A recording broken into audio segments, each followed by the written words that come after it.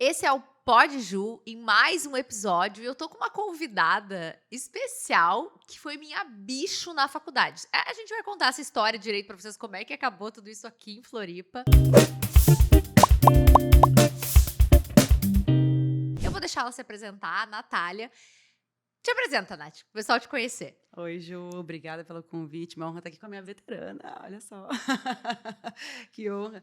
Ju, eu sou, então, para quem está me conhecendo agora, eu sou a Natália, sou médica dermatologista, eu atuo aqui em Florianópolis, dou aula na residência de dermatologia do HU, da UFSC, tenho o meu curso digital, uma plataforma de ensino para médicos dermatologistas e sou apaixonada pela dermatologia. Minha área de atuação é cosmetria e rejuvenescimento, mas eu digo que eu sou pau para toda obra, eu gosto de tudo que envolve a dermatologia e, inclusive, aqui hoje a gente está para fazer um bate-papo muito legal, linkando, inclusive, a dermatologia Com saúde saúde mental, mental. né? Até porque bem-estar engloba tudo, né? Não tem como a gente falar de saúde mental se a gente não falar de uma pessoa que se sente bem. E começa também pela pele, né? E a pele também é um reflexo de como é que tá a nossa saúde mental, né? Exatamente, Ju. É muito interessante isso, porque a medicina, a gente tenta colocar em gavetas, né, o corpo em sistemas separados, mas a gente sabe que tudo fala de uma pessoa só, do único indivíduo, né? Então, a gente fala da psiquiatria, que cuida da saúde mental, da dermatologia, que cuida da pele, mas, na verdade, está tudo muito linkado.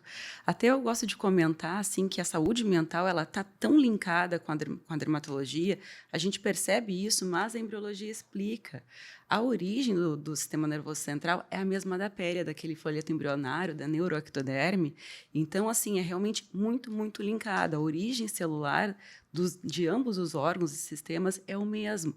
E não é à toa que a gente vê mesmo muitas doenças sendo desencadeadas depois de um período de estresse. Então, a gente vê muitas doenças sendo desencadeadas após um evento estressor, um período de estresse, né? A gente vê algumas doenças que a pessoa já tem sendo pioradas depois de uma situação estressora, ou até, né, a gente vê que a própria doença de pele, né, acaba baixando a autoestima da pessoa, né, acaba piorando aquela qualidade de vida e, às vezes, piorando aí uma doença mental de base.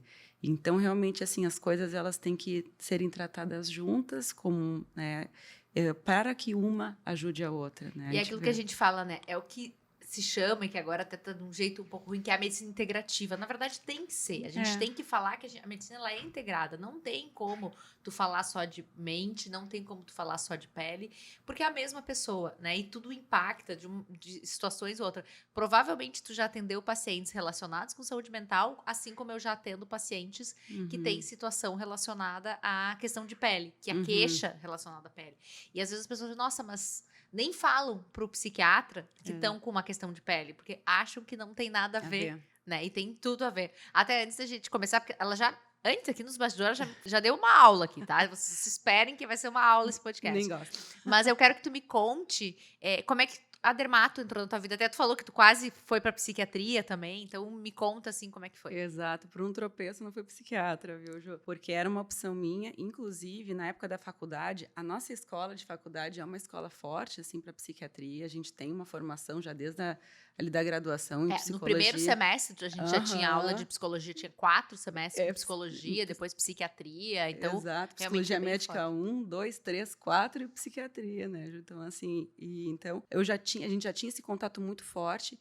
Eu fiz 2 anos de estágio no hospital psiquiátrico lá em Pelotas, na emergência psiquiátrica, na internação, então realmente tratando com doenças já bem no seu extremo, e eu gostava muito. E só que depois eu passei na dermatologia, me balançou, me apaixonei. E não é que, de fato, assim, são duas especialidades muito próximas, então eu não deixo, de certa forma, de conviver muito com a questão da saúde mental, de falar sobre isso, inclusive. Lá no meu perfil do Instagram, eu costumo falar muito sobre isso, qualidade de vida, saúde mental, que a gente tem que realmente cuidar da saúde como um todo, porque está tudo linkado, né? É difícil falar de tratamento de pele sem falar de tratar um corpo, uma mente, né? A pessoa como um todo. E aí tu foi fazer dermato, e aí na dermato também tem áreas também, né, Nath? Assim, tem áreas Isso. que tu. É, a dermatologia, apesar dela ser uma especialidade, assim, uma chamada de super especialidade, dentro dela existem várias ramificações. Aí a dermatologia ela vai basicamente para alguns braços. Você vai ou para a dermatologia clínica, ou para a dermatologia cirúrgica, né, cirurgia dermatológica, ou para doenças capilares, né, a tricologia, ou você vai para a área que é chamada estética, popularmente de estética, mas a gente chama de cosmetria, rejuvenescimento, que é a minha área de atuação. Então, depois que eu saí da faculdade, eu fiz a minha residência de dermatologia em Porto Alegre, no Hospital São Lucas da PUC, e aí depois eu ainda fui fazer essa minha pós-graduação mais na Universidade Federal do Rio de Janeiro, lá na Santa Casa do Rio, em cosmetria. E daí, então, eu terminei a minha formação e aí atuo basicamente nessa área da cosmetria e rejuvenescimento, que também linka bastante com a questão da saúde mental, né? Então, a gente vê, assim, muito aí nas mídias, né? Até uma área um pouco polêmica, a questão dos dismorfismos, né, Ju? Então, assim, até que ponto, né, a gente trata, a pessoa realmente está com algo a ser tratado, ou é uma queixa que ela está vendo a mais, um dismorfismo. Então, tem essa intersecção também. E tem outras coisas que são bem interessantes, até linkando aí com a questão da cosmetria e rejuvenescimento.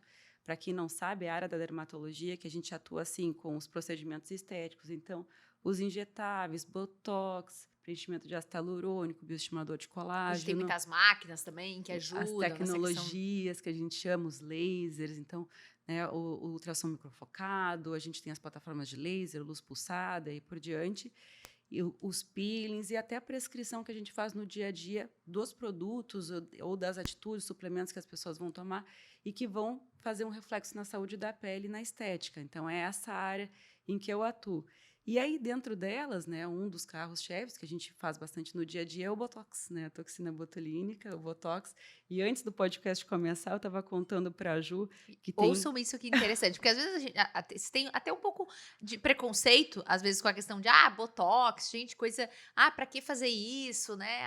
As pessoas, a gente tem que, até porque isso também é um questionamento que traz muito, né? As pessoas não querem envelhecer, as pessoas não querem deixar porque ruga é a tua história, né? Uhum. Existe até algumas pessoas têm esse certo Sim, estigma em relação muitos. à questão do botox. Até explica, Nath, pra quem É, não entende nada, assim, o que o Botox faz, e aí depois tu aham, conta aquilo que a gente tava conversando. beleza. É interessante a gente falar disso, porque a gente tem que fazer também um trabalho de desmistificar e deixar as pessoas à vontade para querer se cuidarem também. Porque, de fato, né, a gente tem que aceitar, né, que o tempo passa para todo mundo, que a cronologia, os ponteiros não param. Mas a gente também tem o direito de se sentir bem dentro de um corpo, de se olhar no espelho e ter a sua autoestima. Então, é tudo na medida, eu digo, é caminho do meio. E o Botox, ele é um tratamento, né? Para quem não sabe, ele é um medicamento que se chama toxina botulínica. É uma substância que a gente aplica em alguns músculos do rosto esse. Quando a toxina botulínica ela age, ela relaxa aquele músculo, não deixa ele fazer uma contração com tanta força. Claro que se colocado numa dose maior, ele paralisa totalmente aquele músculozinho e esse é um efeito passageiro, com o tempo ele vai saindo. Existe um músculo aqui no rosto, que é aqui esse do meio dos olhos, que dá essa linhazinha vertical, a ruga do brabo, né, que é nesses músculozinhos dois aqui chamam corrugadores.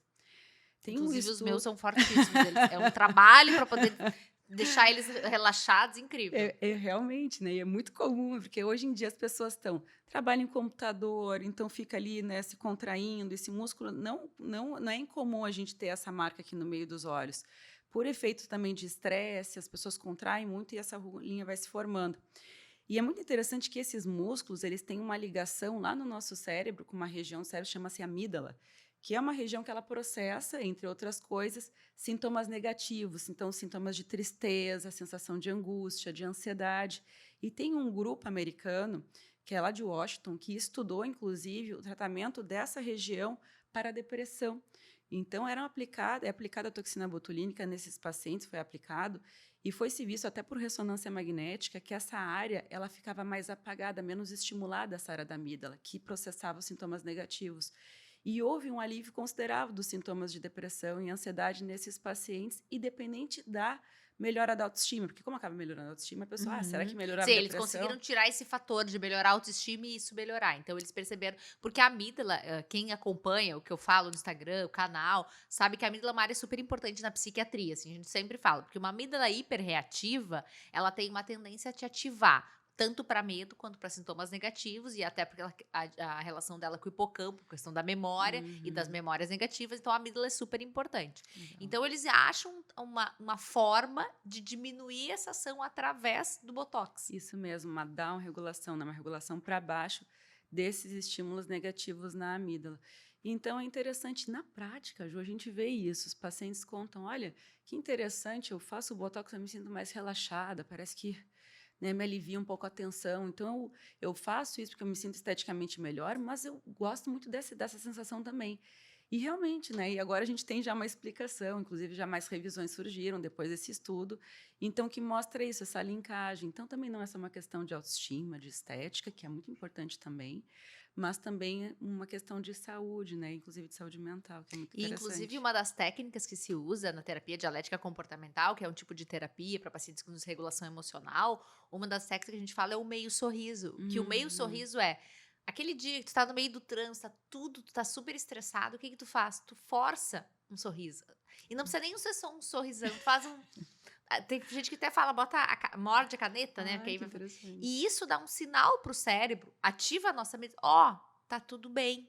Não tá tão horrível, não. E aí, essa ativação que tu faz através dos músculos da face, faz tu se sentir melhor. Olha que interessante. Então, assim, o Botox consegue fazer isso, um movimento facial consegue fazer isso. Então, a gente tem meios de ajudar o nosso cérebro a lidar melhor com essas situações em que a gente, às vezes, tá numa situação ruim. Tu tá num momento difícil e tu consegue dar... O Botox pode ajudar, mas também, se tu não fez o Botox, tá no meio do trânsito, dá aquele sorrisinho que vai ajudar. Olha que prático. Então, vamos lá. Vamos sorrir. É um sorrisinho para ajudar a diminuir. Para ajudar, já vamos começar, exatamente. Mas que interessante, né? Então, e essa questão do Botox, além da questão de saúde mental, assim, como é que tu vê essa relação das mulheres? Eu acho que principalmente das mulheres, né, Nath?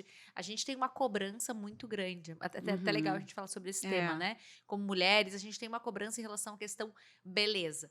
Né? A cobrança que a gente tem em relação a como a gente tem que estar sempre bonita, a pele tem que estar sempre bonita, o cabelo tem que estar sempre bonito. A gente se cobra e tem essa coisa do bem-estar, mas também como tem uma cobrança externa, né?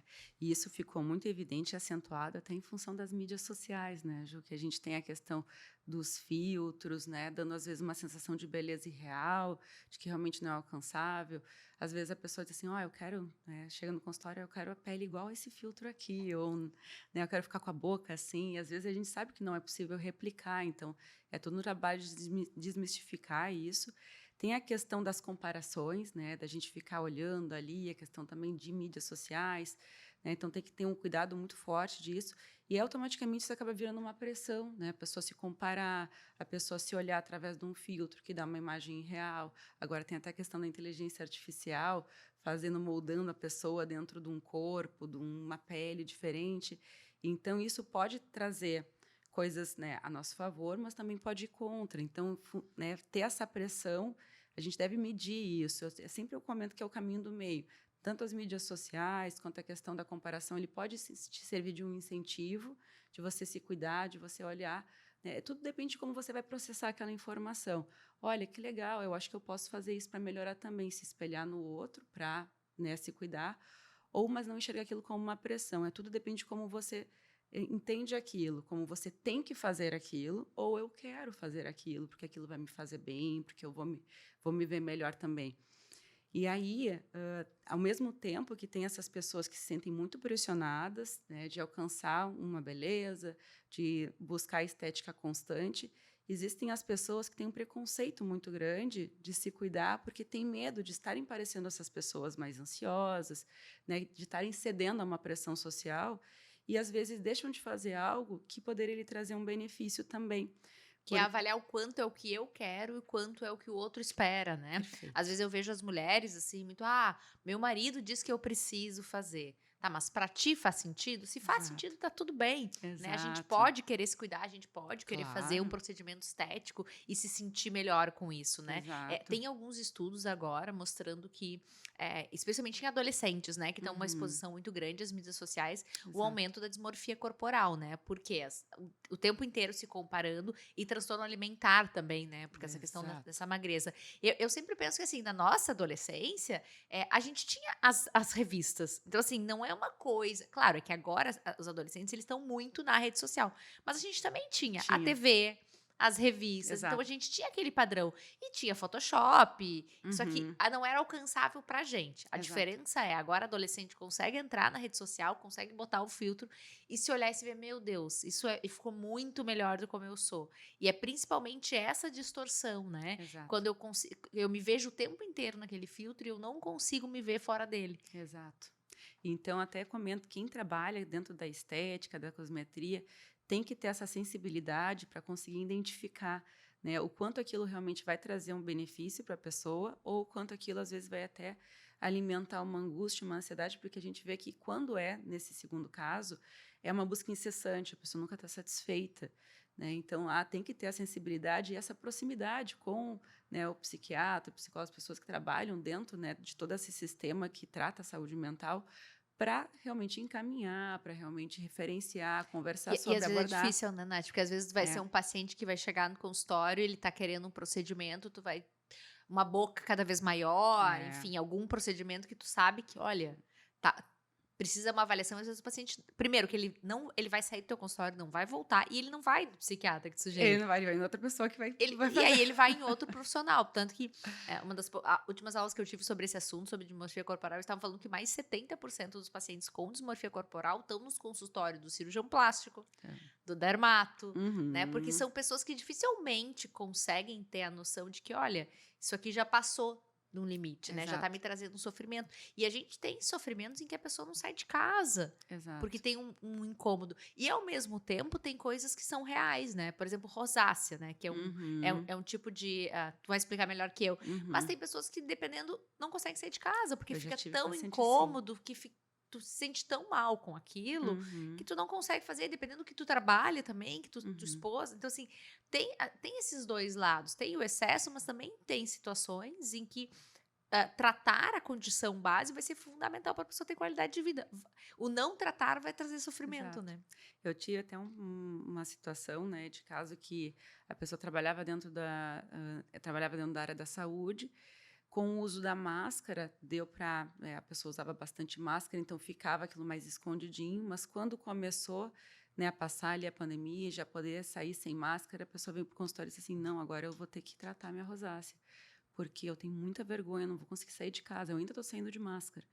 Né? Então, a gente viu a questão da máscara como, às vezes, um piorador, um fator de piora, e, né, ao mesmo tempo, ali como uma bengala, às vezes, para algumas doenças dermatológicas, e agora que, digamos, a gente está voltando à rotina normal, as pessoas virem procurar tratar, porque existe, né, casos assim, que realmente a pessoa não sai de casa, não é só uma questão de pele, ou às vezes não é uma questão, é só uma espinha. Então, a gente vê algumas doenças, assim, que são de pele, que de fato não dão nenhum sintoma, digamos assim, sistêmico maior, não põe a pessoa num risco de vida, por exemplo, mas que baixam tanta qualidade de vida, de autoestima, que a pessoa simplesmente não sai de casa, é fator de risco para doenças mentais no geral, até fator de risco para suicídio. A gente sabe que a acne, né, a acne grave, ela está listada Eu como ia te fator pedir de para a gente risco. falar um pouquinho sobre acne, porque eu acho Exato. que a gente esquece muitas vezes que acne, quando a gente vê no adolescente, adolescente, é da fase, aí até vai no dermatos, alguma coisa. Quando é acne, especialmente nas mulheres adultas e muitas pacientes, inclusive algumas medicações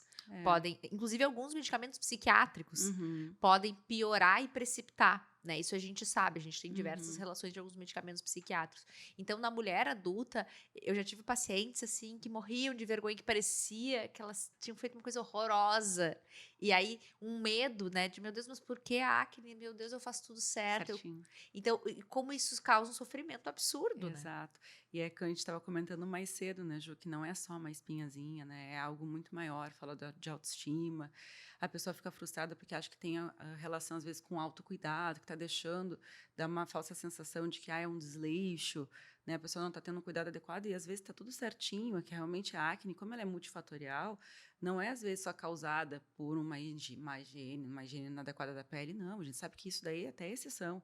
A maior parte, hoje em dia, da acne na mulher adulta é causada por múltiplos fatores, desde fatores alimentares, desde fatores Então a hormonais. alimentação é importante em relação à acne, importa mesmo, assim, porque às vezes a gente fala assim, tá comeu muito chocolate, tá com acne. Tem essas relação da alimentação mesmo? Tem a relação da alimentação como um fator de piora, não como um causador único da acne. Então, por exemplo, assim, eu tenho uma predisposição, eu tenho acne na mulher adulta e eu me alimentei mal. E isso está bem relacionado, explicado até cientificamente. Quando a gente tem um pico glicêmico, a gente aumenta a insulina, aumenta a GLP-1, que é um hormônio, que vai acionar a glândula sebácea e vai fazer um processo pró-inflamatório na glândula. Então, tem toda essa via bem descrita. Então, aquela história do chocolate é real. Porque o leite, junto com o açúcar, aquilo pode gerar um pico glicêmico e isso, então, faz fazer com que a acne desencadeie em dias seguintes após essa ingesta hipercalórica. Então, isso existe sim, tanto é que populações em que tem baixo índice de ingesta de leite, de laticínios, por exemplo, a prevalência de acne é menor. Então, tem essa relação, mas também a pessoa não deve, eu digo assim, não deve se privar também. Né? Então, assim, tem a questão da privação dos extremismos, não deve se privar da alimentação por causa disso. A gente deve tratar a acne, eu brinco, a gente não deve viver a vida em razão da acne. É que nem eu falo sobre diagnóstico, né? Tu não é aquele diagnóstico, tu não tem que viver aquilo. Não, eu tenho depressão, então a minha vida. Não, que nem acne. Tu tem acne, então vai tratar a acne, Vamos mas a tratar tua a vida acne não pode para ser ter só a acne. vida. Né? Exatamente, para ter vida. Óbvio que até ter bons hábitos alimentares é importantíssimo. Pensando em saúde mental, pensando em qualidade de vida. Mas também a pessoa não deve viver em razão daquela acne. Então, tratar a acne, hoje em dia a gente tem inúmeros tratamentos maravilhosos. Então, não viver em razão disso, porque realmente pode baixar a autoestima. A gente sabe que é um fator de risco para doenças mentais e fator de risco para suicídio em público adolescente. Então, ele não deve ser negligenciado. De repente, deve ser uma das coisas que você mais vê no consultório, né, Ju? Não sei qual doença assim, que você vê de maior frequência no teu consultório com relação à pele, autoestima, se tem algo assim que você percebe. Então, acne tem bastante, inclusive até eu queria falar, porque até a Nath postou uma sobre a isotretinoína, e aí eu fui comentar no perfil dela, porque tem pacientes adultos e pacientes com transtorno bipolar, com depressão, ansiedade, que estão tratando o seu quadro lá, e aí vão no dermato e estão com quadro de acne e precisa tratar. E aí eu comentei porque tu falou de um artigo da isotretinoína, né, que é um dos principais, assim, e aí eu até queria saber da tua experiência, porque na minha prática clínica, eu já tive alguns pacientes que deram uma piorada na questão do humor quando usaram. Então, aí até hoje é bem legal isso, assim. Eu sempre gosto de ter relação com os profissionais, assim, acho super importante. Foi assim que a gente se conectou de volta, né, Ju? Ela comentou uma postagem minha, a gente voltou a conversar. Daí, Ju.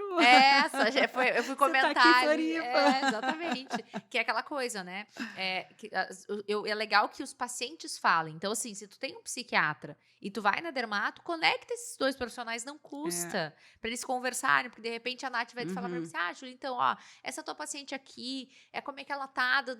Dá pra gente usar a isotretinoína já? O quadro tá estável? Porque é isso, o quadro estando estável, o quadro tá tranquilo, a chance de estabilizar é menor. Exato. Um paciente que está no momento, ele está num quadro muito grave, tem risco, a gente não vai começar um tratamento para acne nesse momento. Perfeito. É assim, com um medicamento específico que pode alterar o humor. Tu vai usar outras coisas até o paciente estabilizar. Não é que as coisas não vão andar juntas, mas talvez a opção medicamentosa daquele momento mais instável do paciente não vá ser aquela. Qual que é a tua experiência com a isotretinoína falando em acne, assim? Perfeito, Ju. É isso daí. A gente sempre tem que ter esse link quando o paciente faz uso de algum medicamento psiquiátrico, tem algum acompanhamento. A gente sempre pede o aval para o uso da isotretinoína para ver qual é o grau de estabilidade.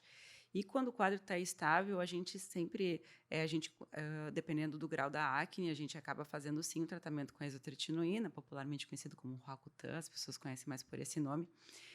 E aí sempre priorizando doses baixas, não porque tem muito bem estabelecido essa questão, mas porque a gente tem já de muitos anos esses comentários. Na verdade, isso tudo surgiu muito tempo atrás, viu? Na época da pandemia, o Roacutan, a isotretinoína, ela fez 50 anos de uso na medicina. Então, é um medicamento super antigo. Então, essa antiguidade dela nos dá muito conforto de usar, porque a gente conhece muito bem já esse medicamento. A isotretinoína, quando ela era usada, inicialmente usada, era usada em doses muito altas, tá? Então, hoje em dia, a dose que se usa é uma dose muito mais baixa do que se usava décadas Eu atrás. acho que isso tem um impacto bem importante, né? Muito, porque a gente sabe que os efeitos colaterais são dose dependentes. Então, quando a gente tem menores doses, que no final dão o mesmo resultado, os estudos mostram isso, que independente da dosagem, você no final tem os mesmos resultados. Então, hoje em dia, a gente tem usado doses muito mais baixas, que dá muito menos efeito colateral. E aí, né, mas na época que o medicamento era usado em altas doses, aquela coisa toda, né, a gente via muito efeito colateral, então a pessoa ficava muito com a pele muito ressecada, com a pele craquelada, a pele muito sensível, avermelhada. A boca, Dava um né? estigma, exatamente, da pessoa usando o medicamento. E aí, né, fora que a pessoa tinha uma acne grave, porque quem usa rizatriptana e Roacutan é porque tem uma acne grave. Daí, então, assim... E normalmente numa região exposta, né? Exato. Que vai se ver no rosto, no colo. Exato. E então, naquela época, eram conduzidos estudos que mostravam que existia uma prevalência maior de casos de depressão em usuários de isotretinoína, de Roacutan. Então, ficou muito aquela coisa, olha, Será Roacutan... que é o Roacutan ou será que é um paciente que já estava deprimido e que estava usando Roacutan porque estava deprimido pela acne? Exatamente. Daí, a pessoa, no geral, que tem acne grave, ela já tem essa questão da depressão. Daí ela usava isotretinoína, que dava um estigma maior, que ela podia piorar.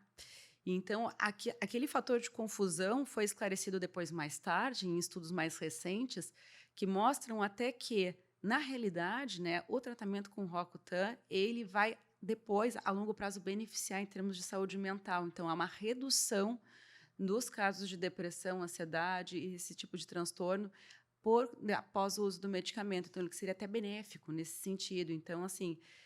para que eu faço questão de falar sobre isso, para que não haja um preconceito ao uso do medicamento, que pode haver muitos benefícios. Óbvio que não deixa de ser um medicamento que precisa de todo um cuidado. Não pode engravidar, né? Tem que ter cuidado porque ele tem Exatamente. risco de malformação. Então, e tem a questão hepática também, o fígado, né? Isso, tem que ficar Porque ele cuidando das precisa do enzimas metabolismo, laboratoriais. tem que cuidar outras medicações que está usando. Perfeito. Como todo. E assim, isso na medicina geral, né? Todo medicamento ele vai ter um benefício, mas ele também vai ter coisas de efeitos colaterais, efeitos adversos, que a gente vai ter que sempre pensar risco-benefício. Exato. Né? O benefício é maior que o risco, a gente vai usar. Exato. Não existe medicamento. Às vezes as pessoas querem assim, eu quero uma coisa que seja natural, que eu não tenha nenhum.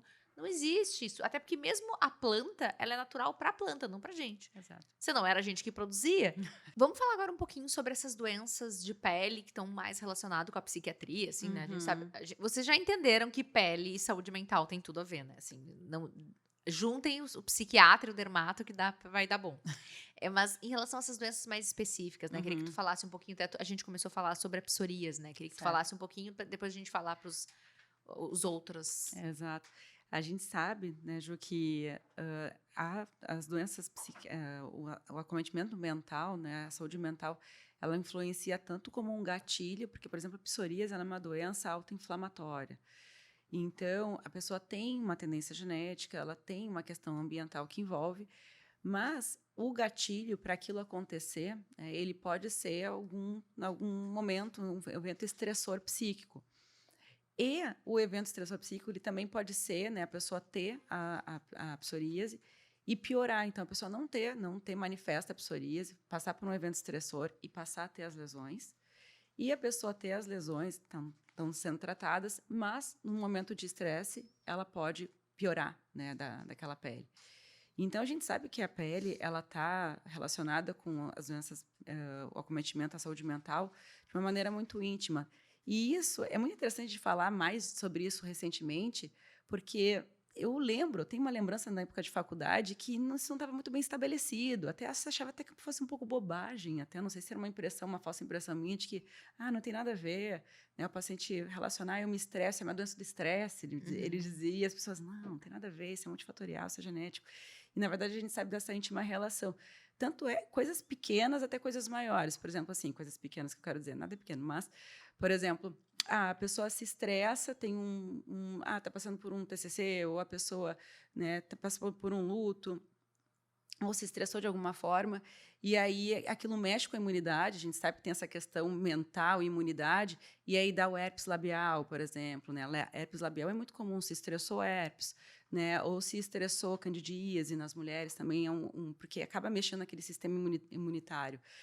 funcionar como um gatilho para doenças autoimunes, então o vitiligo, né, a própria O psoríase. vitiligo, que é aquela que a pessoa vai perdendo a pigmentação da pele, né? Então a pessoa vai Isso. perdendo a pigmentação da pele. A psoríase são lesões descamativas, né, Nath? Exato, isso mesmo. A psoríase ela é uma doença autoinflamatória em que aparece, ela tem vários formatos, mas o formato mais clássico é aquelas manchas avermelhadas mais altas que formam uma casquinha em cima, uma escaminha branca, que é muito comum de dar nos cotovelos, nos joelhos, mas pode dar em outras partes do corpo. E a gente sabe que a psoríase ela não é só uma doença de pele, ela reflete todo um estado inflamatório no corpo todo, tanto é que tem a artrite psoriásica, que é o acometimento, né, dos ligamentos articular, da psoríase. Existe uma predisposição a pessoa ter problemas de colesterol, de triglicerídeos, em função, né, Alterações metabólicas também metabólicas. relacionadas à inflamação. Exatamente. E também uma tendência a sintomas de, né, doenças no espectro da depressão, da ansiedade, por essa questão inflamatória. Eu até te perguntava mais cedo, né, Ju, se existe essa questão, assim, se tem essa linkagem entre a saúde mental e essas doenças inflamatórias, que a gente sabe que tem manifestação na pele, mas a gente sabe que é um corpo todo que pode estar mais autoinflamado, né? E a gente tem visto cada vez mais, assim, que a questão inflamatória, as citocinas inflamatórias, tanto em depressão quanto em transtorno bipolar, então transtornos de humor, parece estar Uhum. mais claro, eles já têm uns estudos Aham. mais claros, ansiedade um pouco menos, eles ainda não conseguiram definir, e Certo. até em alguns casos, o uso de anti-inflamatório nesses casos de depressão, nesses Uhum. casos mais atípicos de depressão, até estava te falando, né, eu já vi casos de pacientes com transtorno bipolar, que usando medicamento instabilizavam da psoríase, né, ou o paciente que Uhum. estava bem, e aí teve uma situação ambiental que instabiliza e tem lesões de pele, né? Então, assim, Exato. é muito comum, inclusive,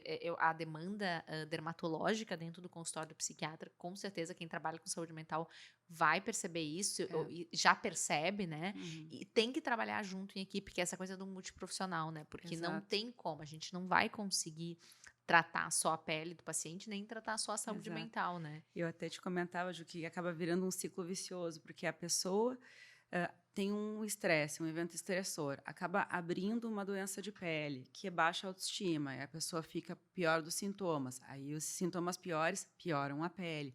E aquilo vira um ciclo. Então, se a gente não intervém nesse ciclo, tanto da parte do estressor quanto da parte da pele, aquilo fica perpetuando. Então, tem uma linkagem muito forte. E com relação a isso e outras doenças, então tem a questão da urticária, que pode vir também com depois um evento estressor, a questão do vitiligo, que é essa doença autoimune, que tem a despigmentação, o melanócito, né, a célula que é acometida, que faz o pigmento, que faz a melanina, e aquela área vai esbranquiçando da pele. Casos, por exemplo, de eflúvio telógeno, queda de cabelo, um tipo de queda de Aí é cabelo. um assunto que interessa a todo mundo. Porque o que que é a queda de cabelo no consultório do psiquiatra é uma queixa muito comum. A gente Uhum, sabe que tem medicamentos que predispõem, especialmente da psiquiatria, que predispõem sim, mais a queda de cabelo. Mas não é só medicamento. Às vezes o paciente, a primeira coisa que o paciente é. pensa é esse medicamento que eu tô tomando. E Aí às vezes para. não é. E às vezes não é. Não é, exato. E tem a questão, né, de, como a gente estava falando da imunidade, que o psique está ligado à imunidade, e isso pode desencadear doenças autoimunes, uma delas, um tipo de queda de cabelo que é a alopecia areata, que faz aquelas placas, aquelas áreas sem cabelo, né, fica aquela área bem sem pelinho, que é uma doença autoimune, mas de forma mais comum no consultório, a gente vê um tipo de queda de cabelo que se chama eflúvio telógeno agudo. Eu acho que é a doença capilar mais predominante nos consultórios da dermatologia, que é um tipo de queda de cabelo em que, na verdade, a gente chama de quebra do ciclo do cabelo. Nosso cabelinho está sempre nascendo, crescendo, cai, nasce um novo lugar. Então, a gente vê uns cabelinhos caindo no dia a dia, é absolutamente normal. O cabelo vai cair de vez em quando. E isso é sinal de que o ciclo do cabelo terminou e tem um outro começando. Inclusive, quando o cabelo cai, tem uma queda passiva, tem um cabelinho novo empurrando aquele antigo e aí é substituído. Então, por isso que a gente vai perdendo cabelo e não é para ficar com menos cabelo na cabeça. Só que existem algumas situações em que o cabelo estava lá no meio do seu ciclo de crescimento e aí tem um evento estressor. E aí isso faz com que quebre o ciclo e o cabelo caia antes da hora, vai para a fase telógena, que é a fase de queda, antes da hora, a gente chama isso de eflúvio telógeno. Esse evento estressor que faz a quebra do ciclo do cabelo pode ser várias coisas. Então, pode ser desde uma doença, depois de uma doença infecciosa, que a gente viu muito pós-Covid. Pós-Covid, muita queixa de queda de cabelo Exato. pós-Covid. Então, o corpo, né, entende aquilo como um evento estressor. Até cirurgia, né, Nath? A própria anestesia da cirurgia, a pessoa vai fazer uma cirurgia Perfeito. e um tempo depois, nossa, meu Deus, parece que meu cabelo tá caindo. É bem comum também. Exatamente. É um influvo telógeno, então pode ser um influvo telógeno, pós-cirurgia, medicamentos, troca de medicamentos hormonais. Então, hoje em dia, a gente vê muitas mulheres parando de tomar anticoncepcional, né? E aí, trocar, essas substituições podem fazer temporariamente um eflúvio telógeno. Pós-doença infecciosa, também agora a dengue, está tendo muitos casos de dengue aqui em Florianópolis, então pode também dar um eflúvio telógeno depois. E também outros estresses, então estresse psíquico também, privação de sono. Então, a gente sabe que a questão da qualidade de sono influencia no ciclo capilar, então a pessoa ter privação de sono pode dar eflúvio telógeno também. E, por exemplo, perdas de peso excessiva em um curto espaço de tempo, aí entra muito também a questão dos transtornos alimentares, né, Ju? Então, assim, anorexia, bulimia, né, que a pessoa pode ter ali uma perda de peso significativa em pouco espaço de tempo, e aquilo ali dá, né, gerar um alerta, né, de uma redução calórica, e isso, com um mecanismo até de, digamos assim, de poupar, né, o cabelo ele acaba entrando na telogenização, ele acaba quebrando aquele ciclo, porque ele não pode gastar energia nutriente agora produzindo cabelo, né? Não é considerado, cabelinho não é considerado um órgão de prioridade. É vital, né? Então, assim, tu consegue sobreviver sem cabelo, né? Então, Exato. o corpo ele vai economizar energia. E até hoje que a gente também tem o uso dos análogos de GLP-1, né? O Ozempic, entre outros, que muitas Muita pessoas queda de cabelo com emagrecem. Então, ó, e aí às vezes as pessoas acham, não, mas isso aí é do meu remédio da ansiedade. Não, às vezes não é. Às vezes, até porque muitas pessoas emagrecem muito rápido também, né? Até eu vi já alguma coisa sobre o rosto de Ozempic, né? Alguma coisa assim, que uma coisa meio polêmica, né? Porque realmente, como acaba perdendo peso muito rápido, acaba diminuindo muito rápido também as bolsinhas de gordura que moldam o rosto. A gente tem pequenas almofadinhas de gordura, que a gente chama de coxins de gordura, que moldam, estão embaixo da nossa pele no rosto.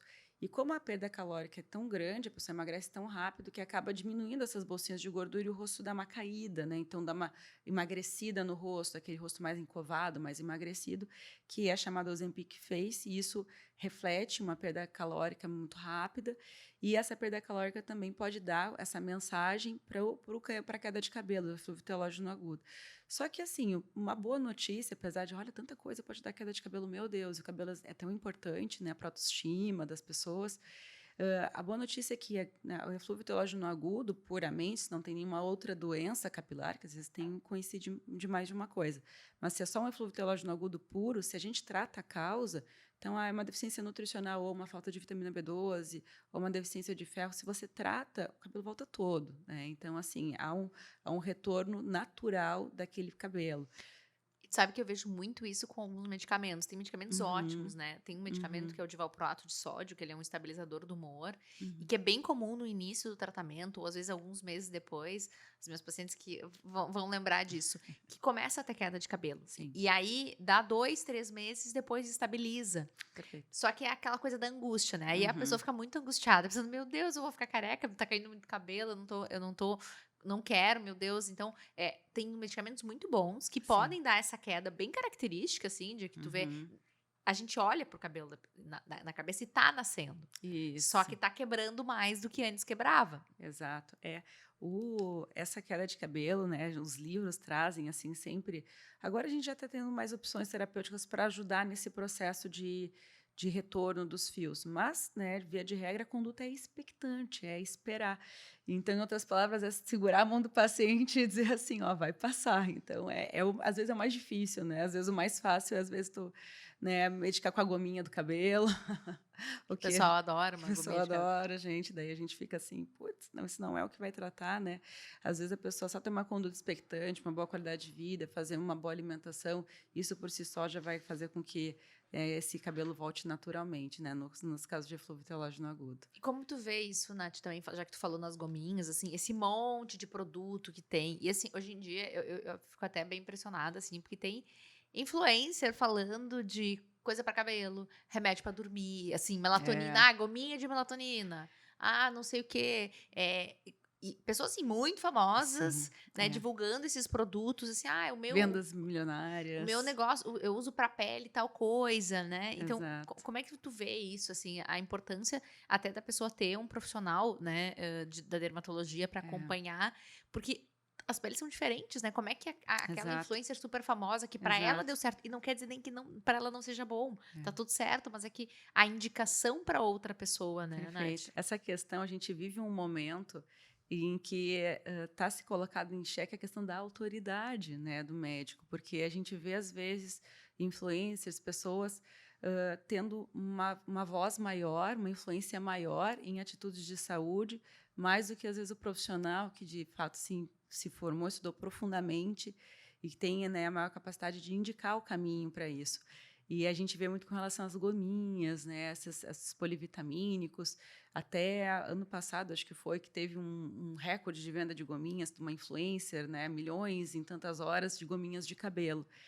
E a gente sabe que, eu até por isso, eu também convido muito os meus colegas de todas as especialidades a virem para as mídias sociais, a aproveitar o ensejo para te parabenizar, Ju, pelo podcast, por ter essa presença digital, porque a gente precisa disso, né? A gente precisa do médico resgatando essa autoridade, também ali nas mídias sociais, trazendo informações de qualidade, para realmente conseguir orientar as pessoas, né? Para não ter aí... Se a gente não fizer, né, Nath, outras pessoas vão fazer, E né? às Então, vezes... obrigada. Eu também te parabenizar, porque tu também tá muito legal É, com curso, né? exato, Ensinando outros médicos, né? Se exato, posicionando nas redes, é super importante. Então, muito. quando eu vi que tu tava fazendo, eu falei, não, ela já tá gravando, então ela vai vir aqui, vai ser legal, vou aprender um monte, Aham, estou aprendendo um monte. Então, é, obrigada, inclusive, por ter. Eu sei que a obrigada. agenda dela é super concorrida, então eu disse, ajustamos um Igualmente, horário que a gente conseguiu sentar e conseguimos. conversar. Então, a Exato, gente precisa falar, a gente precisa tomar o é, nosso lugar, né? A exato. gente sabe ainda que tem uma questão em relação ao conselho, né? Tem algumas limitações, tem Sim, algumas coisas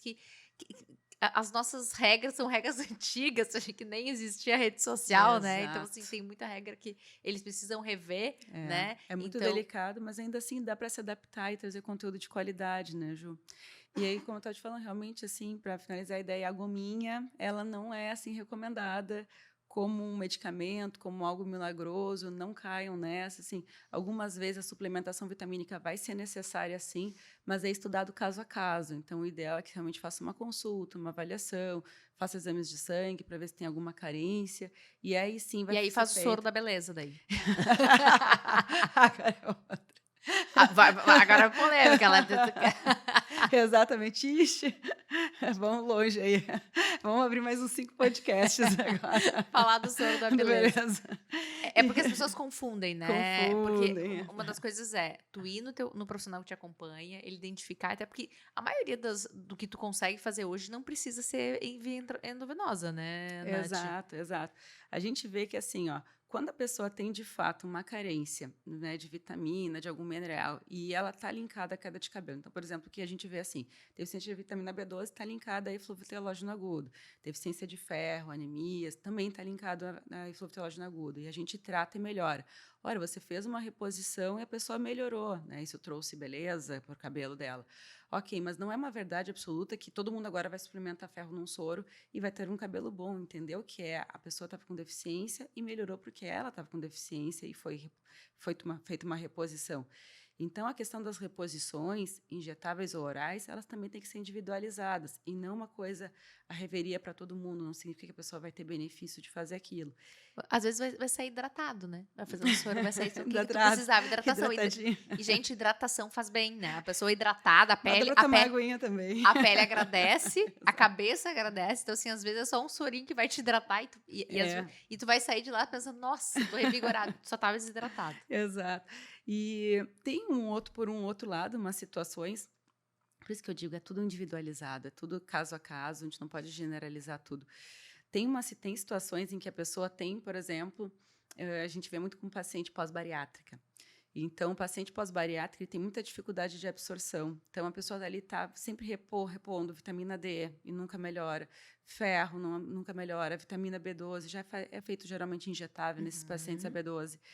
Mas existem algumas deficiências que a gente não consegue, e aí, nesse caso, o paciente tem uma indicação de fazer uma reposição injetável, né, em soro, Mas aí também é caso individualizado. Então, há casos em que o soro da beleza, entre aspas, é um soro com medicamentos que a pessoa precisa repor de fato, vai ter benefício. Mas não, novamente, com uma pessoa saudável e que não tem nenhuma deficiência nutricional. Não, e Vai a fazer gente um vê soro assim, e vai ficar a bonito. pessoa que faz, ela faz esporte, ela se alimenta bem, ela dorme bem e ela vai fazer o soro. Aí, e assim, é caro, né? caro, É é um caro. atendimento caríssimo. Então, Exato, exato. e às vezes é só uma hidratação, às vezes é só uma noite de sono bem dormida, né? Fazer Exato. o básico que O funciona. básico que funciona feijão com arroz. No final, a gente está aqui trazendo a medicina, as pessoas assim, qual é o novo tratamento mais revolucionário para rejuvenescimento? Então, eu digo, dormir bem, se alimentar bem. Olha que revolucionário, coisas que a gente já sabe, mas às vezes E não consegue. atividade física. Atividade física, E aí, usar e protetor. protetor solar, né, Nath? Que protetor solar é super importante. Use protetor Inclusive solar. a polêmica do passa protetor solar ou não para absorver vitamina D. Vamos falar sobre isso. Exato. É outro assunto polêmico. Então, a gente sabe sim que a exposição solar, através da pele, ela é muito importante para a produção da vitamina D. Então, a vitamina D, a parte da síntese da formação da vitamina D, ela passa pela pele. E quando ela reage com ultravioleta, que é o sol. Então, realmente é muito importante. Porém, a gente sabe também que o efeito do sol, do ultravioleta na pele é acumulativo. Eu uso sempre a analogia, Ju, eu falo bastante no meu Instagram, ali no meu perfil, a analogia do copo que vai enchendo. Então, a gente nasce com um copo vazio. E a gente vai pegando o sol ao longo da vida e esse copinho vai enchendo. Então, cada dia de sol, mesmo que seja um pouquinho, mesmo num dia nublado, vai pingar uma gotinha naquele copo. E aquele copo vai enchendo ao longo da vida, adolescência, vida adulta, e de repente esse copo começa a transbordar e as coisas começam a aparecer. As rugas, as manchas. Então, todo o dano que foi causado ao longo desses anos na pele, ele se torna visível depois de um tempo. Então, por isso que o filtro solar é recomendado o uso diário para evitar esse efeito acumulativo.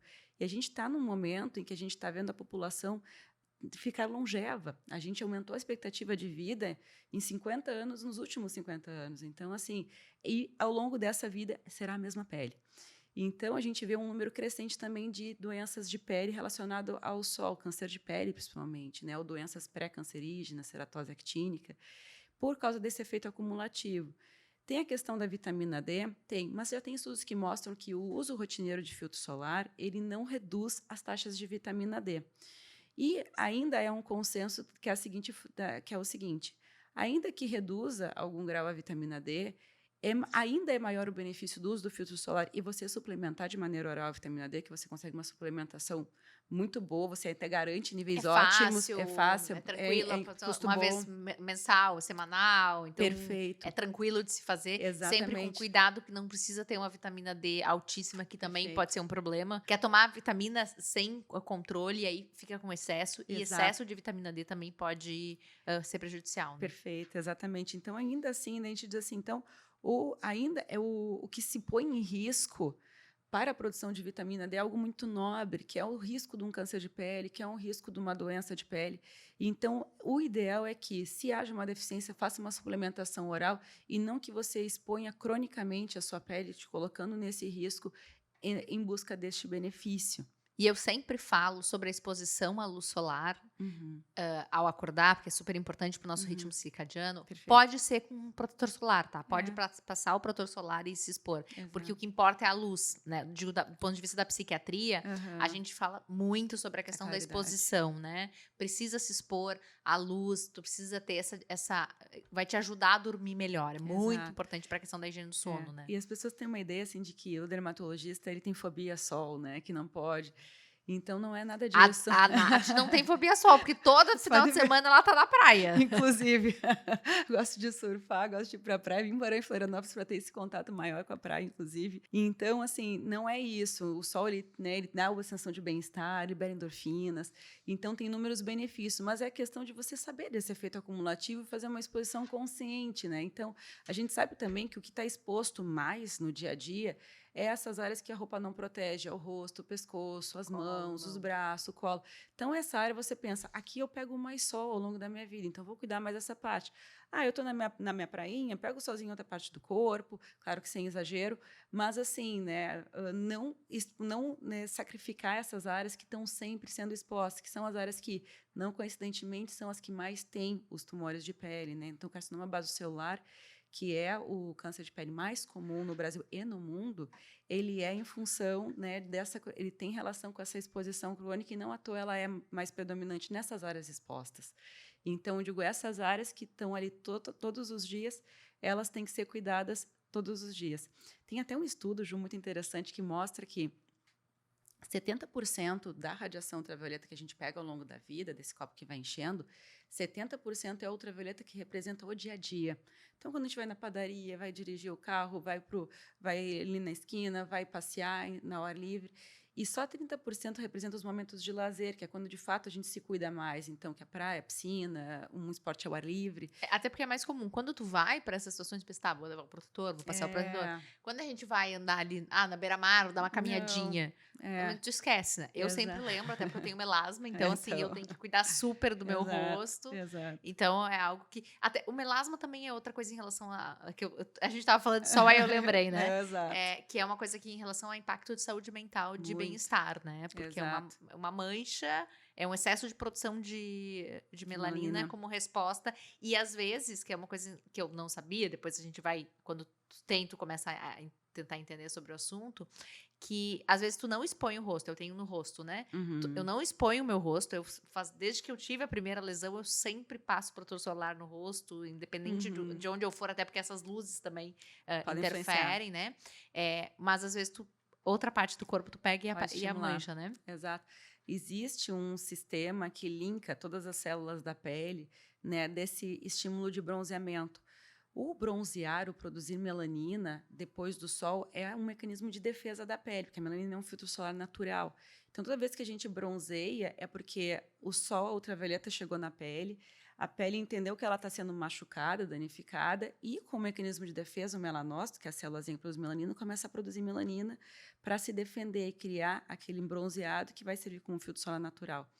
Então, quando a gente recebe uma agressão, né, ultravioleta, em qualquer lugar do corpo que seja, há uma mensagem hormonal que se segue depois, né, e que vão para outros melanócitos, para outra região da pele, e que acaba estimulando, então, a mancha também.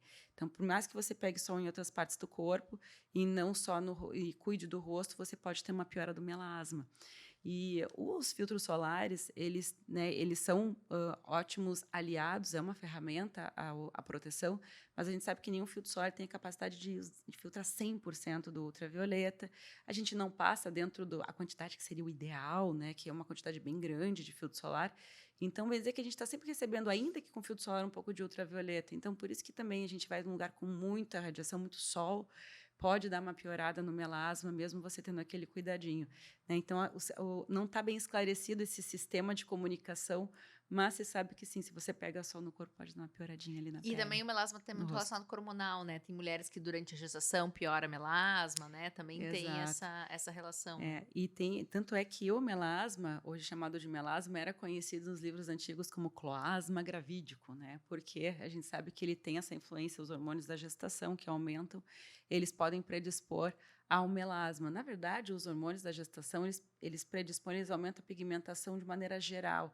Tanto é que pode acontecer, né, o escurecimento das areolas, aquela linha na barriga, que se chama linha nigra, que é aquela linha mais escura que acontece no abdômen, né, as axilas, as regiões de dobras podem ficar mais escuras e também o melasma pode aparecer. E a grande maioria assim, dessas questões pigmentares acabam melhorando após a gravidez, mas o melasma ele pode continuar. E o melasma, ele também impacta muito na autoestima, né, das pessoas. Então, é uma questão assim que também não é só uma questão de mancha. Tem pacientes que dizem assim, nossa, Natália, o meu sonho é poder sair sem precisar cobrir essa mancha, sem precisar me esconder. A pessoa sente que ela está se escondendo, que ela não pode ser ela verdadeiramente. Sim, porque se tivesse sem filtro, se tivesse que seja um filtro com cor, tu não sai de casa, né? Porque alguém vai te ver, vai ver as manchas e realmente é desconfortável, né? Exato, então isso pode ser desconfortável. Então, realmente, assim, como isso é importante e... ao mesmo tempo tem também, que a gente tem visto nas redes sociais, esse body positive, né? Em relação não só ao corpo, mas em relação às manchas, né? As marcas, as estrias. Tem se mostrado mais isso, ao mesmo tempo que ninguém é obrigado. Eu falo que assim, eu vi alguma vez que tu não precisa amar, as tuas manchas, Uhum. aquela coisa que te incomoda. Mas tu não precisa também odiar. É, Tu boa, tem que aceitar que ela tá ali, boa. né? Porque assim, se tu odeia, é ruim porque traz sofrimento. Agora, não precisa amar, né? Porque eu vejo que às vezes tem essa coisa, ai, ama a tua cicatriz. Não preciso amar a minha cicatriz. Boa, verdade. Eu só preciso saber que ela tá ali, que eu vou ter que Ali. conviver com É. ela. Mas não precisa, ai meu Deus, eu amo. Não precisa amar, É o caminho tá? do meio, né? Que a gente tá falando Exatamente, nada é a como o caminho aceitação. do Tipo, olha, meio. ela tá ali, eu não preciso amar ela. E se me incomoda, eu fazer um tratamento que possa diminuir, que possa reduzir, Exato. tá tudo certo É, também. exato, porque o melasma ele é isso, né, Ju? Então, assim, ele é uma doença que ela tem tratamento, que a gente consegue controlar, deixar aquela mancha menos evidente, mas ela sempre vai estar ali. Então, dentro dessa angústia toda, até surgem, eu digo assim, pessoas que se oportunizam desse sofrimento das pessoas, e aí começa a ter, a gente vê muito perfil mostrando, assim, tratamentos milagrosos, cura do melasma, né? Daí começa a ver os oportunismos, porque como algo gera um sofrimento muito grande, né? Parece assim, o médico dermatologista diz que não tem cura, mas eu encontrei alguém que tem cura. Então eu vou nesse E aqui. a gente vai, e aí a gente vai de novo no paralelo psiquiatria dermato, né? Cura para Exato. depressão, cura para Aham. ansiedade. Vai no médico É, que não é o psiquiatra ou outro profissional que te promete em uma exato. sessão de não sei o que cura da ansiedade. Então, quem está estudando, e a gente está sempre estudando, e a Nath ainda dá cursos, e para dar curso tem que estudar muito, né? Então, assim, a gente está buscando todas as alternativas. Quando o paciente está na nossa frente, e eu imagino que para ti deve ser a mesma coisa, a gente quer o melhor A para gente ele. está fazendo tudo para A ele. gente quer que melhore, a gente tanto quanto o paciente, Exato. né? Exatamente, porque a gente carrega também a responsabilidade daquele resultado. Então, você quer o melhor também. Por ele, por você, por tudo que você se propôs, né? Pela toda a sua formação, né? Eu digo até em respeito e consideração a toda a sua história. Né?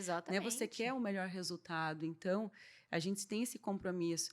Então, até alinhar as expectativas de resultado de tratamento é uma habilidade que a gente tem que ter no dia a dia para realmente a pessoa se sentir tratar aquela mancha, mas também se sentir confortável do resultado que a gente vai alcançar com aquilo ali. E buscar profissionais de qualidade, É. né? Que saiba de onde que essa pessoa, a formação que ela fez. Eu queria falar um pouco, Nath, sobre esses transtornos que são transtornos mentais, mas que estão relacionados com a pele, assim. Uhum. Como a tricotilomania, como transtorno de coração. Como é que é no teu Boa. consultório, assim? O que que tu vê?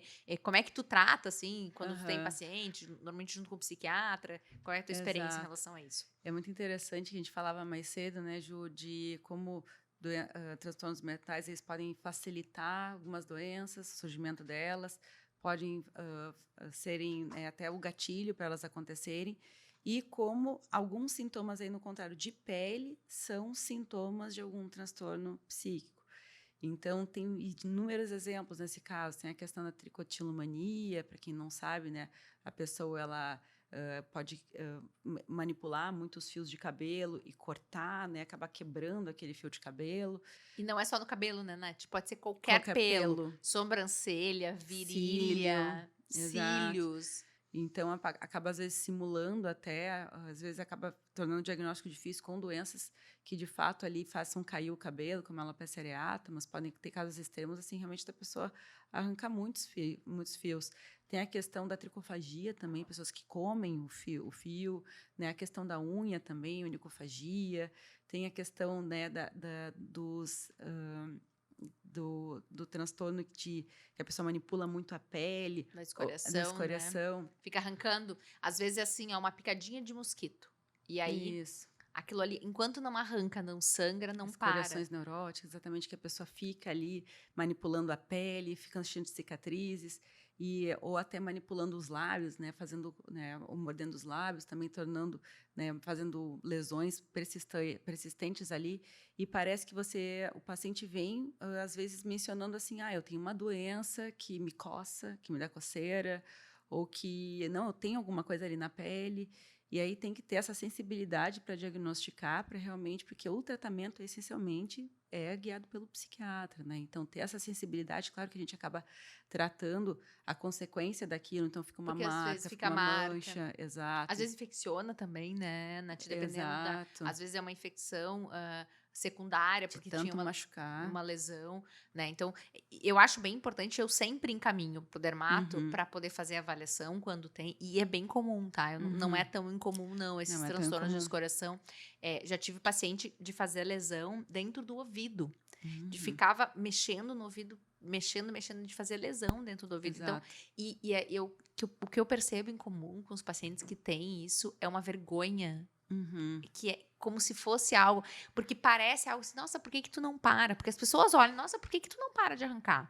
Por que que Uhum. tu não para de Porque coçar? não é tão Porque, simples, porque né. não é simples, e muitas vezes são pacientes que não se dão conta e quando eles verem, eles já Perfeito. arrancaram. Eu ia dizer, às vezes nem se dão conta e, como para aquela pessoa aquilo ali muitas vezes a pessoa realmente tem aquela sensação, ela sente aquela coceira, sente aquele incomodo que ela tem que fazer aquilo, como se fosse algo realmente que se ela não fizer, aquilo não vai dar o alívio que aquele psique precisa, que ela fica com vergonha daquilo, mas ela não consegue, ela acha que aquilo é da pele, a pele pede aquilo, daí, né, a O gente impulso é maior do que a vontade. Tanto exato. que esses transtornos, eles estão dentro lá do DSM, que é o livro que a gente usa como referência na Uhum. psiquiatria, dos transtornos obsessivos. Porque é Uhum. um comportamento obsessivo, então eu tenho um desconforto que me faz ter uma compulsão, que é essa compulsão de arrancar, de puxar, de morder, Uhum. né? Tem pacientes que arrancam a unha do pé, Uhum. né? Arrancam Nossa, os cantinhos da. exato, Então, assim, gera um sofrimento e uma vergonha, porque aparece, né? Paciente que não exato. consegue pintar a unha, porque a unha tá sempre tão pequenininha, Machucada, né? Às vezes não consegue cutícula. nem colocar uma unha dessas postiças, seja qual for, porque não tem onde colocar, né? Uhum. Então gera um sofrimento absurdo. Acho que até a gente fala pouco sobre esse assunto, assim, é um assunto bem importante, É, que os pacientes às vezes demoram para buscar ajuda, né? Eles uhum. demoram para Muito. chegar até o médico, especialmente o que a gente fala em rede pública, né, Nath? E Exato. tu dá aula no HU, assim, eu imagino que no Uhum. hospital universitário, né, que é da Universidade Federal de Santa Catarina.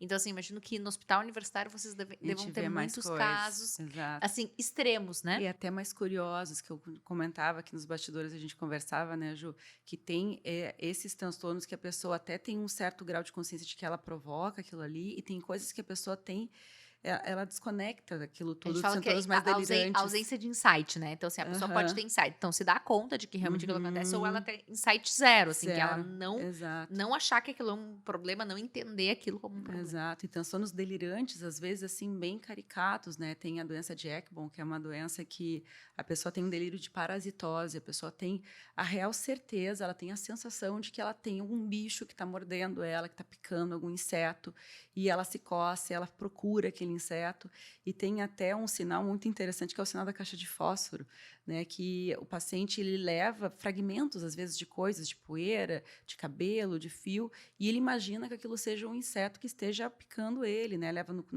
na caixinha, num potinho de vidro.